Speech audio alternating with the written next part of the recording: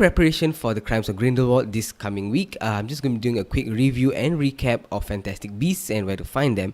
And I enjoyed this film quite a bit. I do own the book, the original screenplay, and not just because it has an interesting cover, but I really did enjoy this movie. This one takes place 50 years before Harry Potter's story, and it's set in the 20s. So Newt Scamander, played by Eddie Redmayne, goes to America to write a book about magical creatures and why people should protect instead of killing them.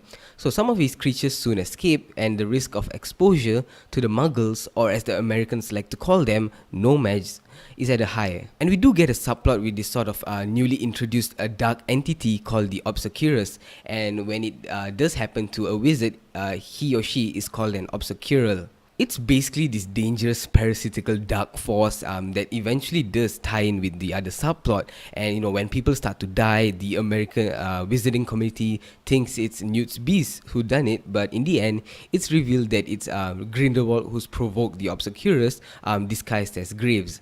Going into this movie, all I wanted was more world building in this already fascinating universe, and we do get that. And in the Harry Potter movies, we're kind of introduced to a few creatures here and there, but in this movie, they just give us a whole lot more. And of course, it's titled Fantastic Beasts, so yeah, I guess we can expect that.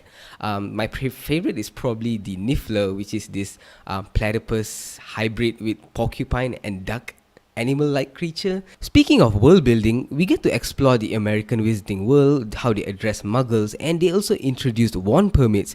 And if I'm not mistaken, this wasn't a thing in the Harry Potter movies, and I'm pretty sure because I've watched the franchise over 10 times, so I'll just take my word for it. But if I am wrong, let me know down in the comment section, because I know you guys are hardcore Harry Potter fans that's read the books and all that stuff, right?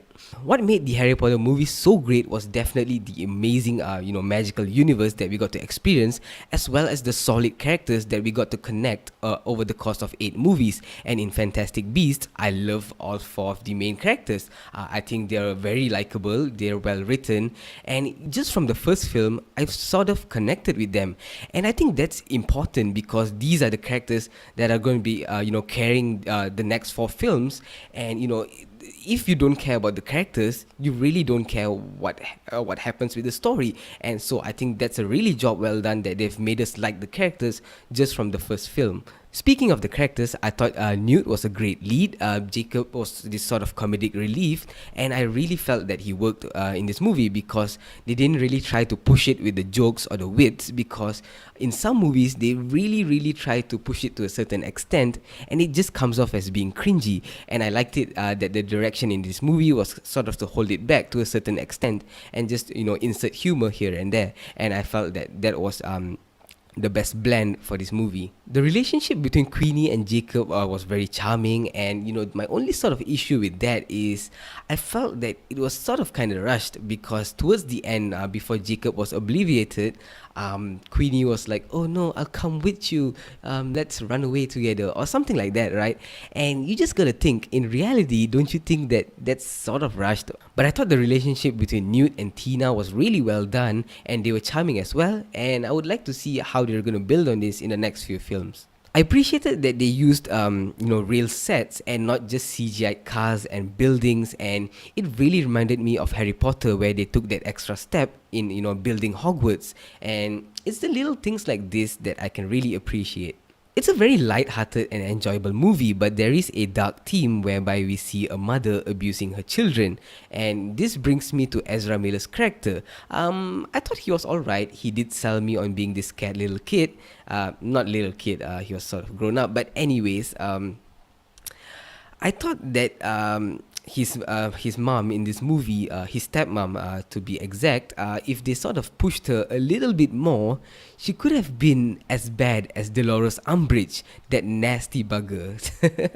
So Grindelwald, played by Johnny Depp, is the Dark Wizard before Voldemort. And I remember when I watched this movie for the first time, I did not. I was like, this guy seems familiar, but I did not know it was played by Johnny Depp until this review. So yeah, and he doesn't have a huge amount of screen time in this movie, but he does have a massive impact on the story, and he does provoke Ezra Miller's character into becoming an obscure. And I thought the motivation behind it was absolutely solid, because why should wizards be hiding from the Muggles? And of course, in this film, we do see that Newt and Tina were sentenced to death because they, exposed the wizarding world.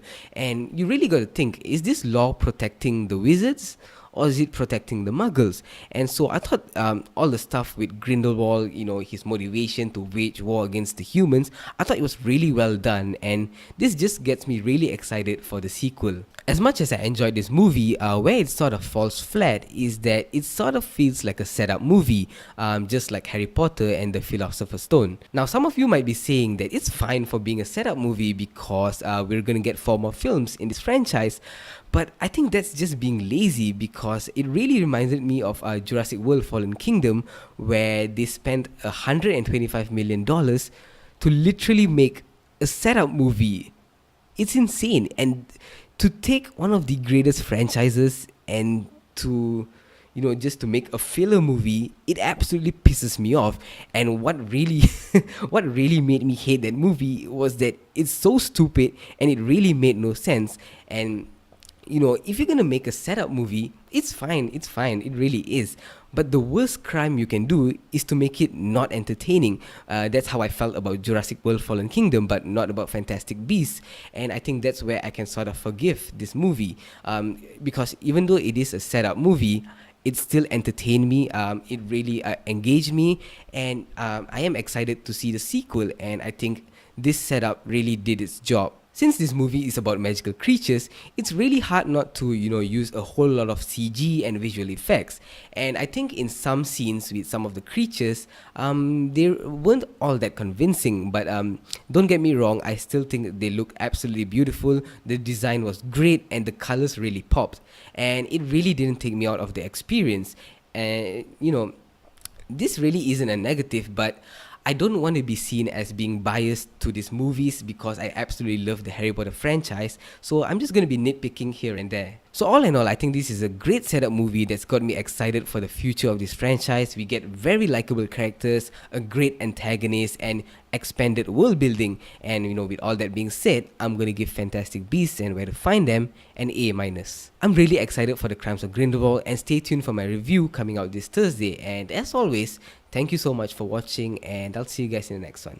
Ciao.